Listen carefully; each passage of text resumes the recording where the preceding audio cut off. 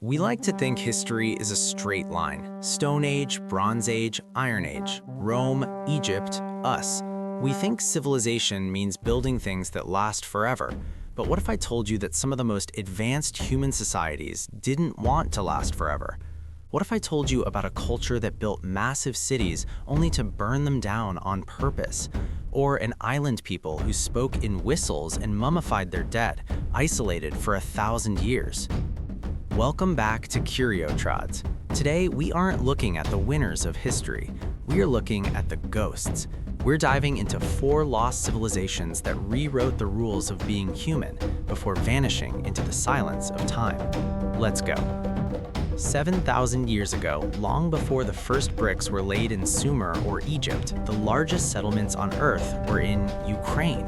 The Cucuteni-Trypillia culture built what archaeologists call megasites. Imagine a city of 15,000 people. That's the size of a modern town. But here's the catch. They had no kings, no palaces, no slaves, no temples. They lived in a sort of egalitarian utopia, managing huge populations through cooperation. But they had one rule that breaks our modern brains. They were obsessed with the end of the world. Every 60 to 80 years, roughly one human lifetime, they would burn their entire settlement to the ground. This wasn't an accident, it wasn't war, it was a ritual. Archaeologists have found that they packed their homes with extra fuel and high-value goods, pots, tools, even grain before lighting the match. Why? We think they believed that houses were alive. When a house got old, it had to die, just like a person, to release its spirit to the ancestors. They didn't want to accumulate wealth forever. By burning their cities, they reset the score. They prevented inequality from taking root. But eventually, the forests ran out of wood, the climate dried up, and the smoke cleared, leaving only the baked clay beneath the soil. Now, let's sail to the Atlantic. When Spanish sailors landed on the Canary Islands in the 1400s, they found something impossible. A white, tall, Neolithic people living in caves completely cut off from the African mainland just 60 miles away. They had no boats. They had forgotten how to sail. They were trapped in a time capsule. Like the Egyptians, the Guanches were obsessed with the dead. They created mummies called shakos. But unlike the Egyptians who removed the heart, the Guanches left it inside. They believed the heart was the seat of the soul. They dried the bodies in the sun by day and smoked them by night, sewing them into incredibly fine goatskin suits. But their most unique invention wasn't for the dead, it was for the living. The island of Gomera is full of deep, treacherous ravines.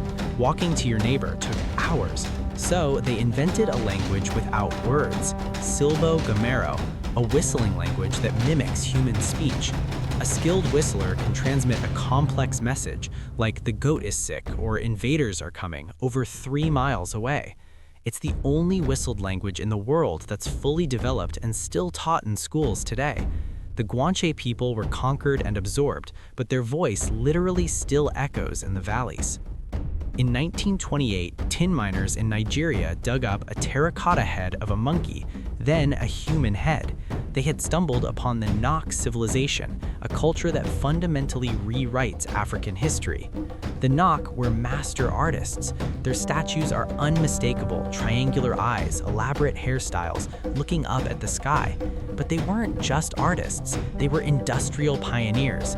Most of the world went from stone to copper to bronze to iron. The Nok? They skipped the middle steps. They went straight from Stone Age tools to high-tech iron smelting around 500 BC. They were independent inventors of the most important technology in human history.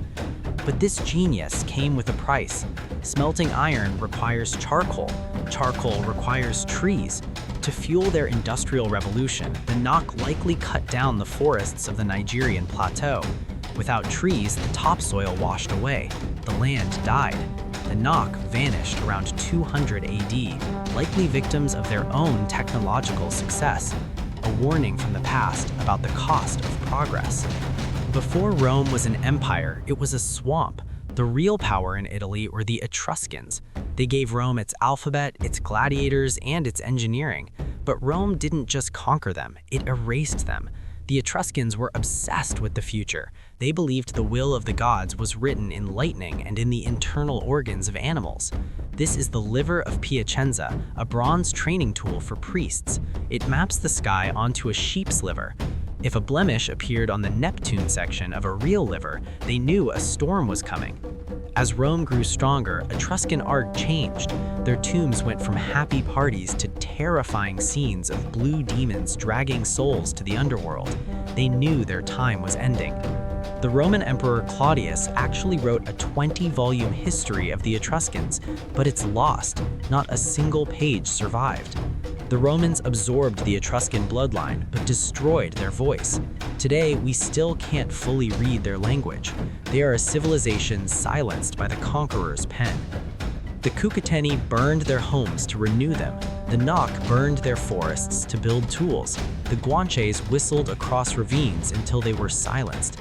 And the Etruscans read the future in a liver, but couldn't prevent their own erasure. History isn't just what remains, it's what we've lost.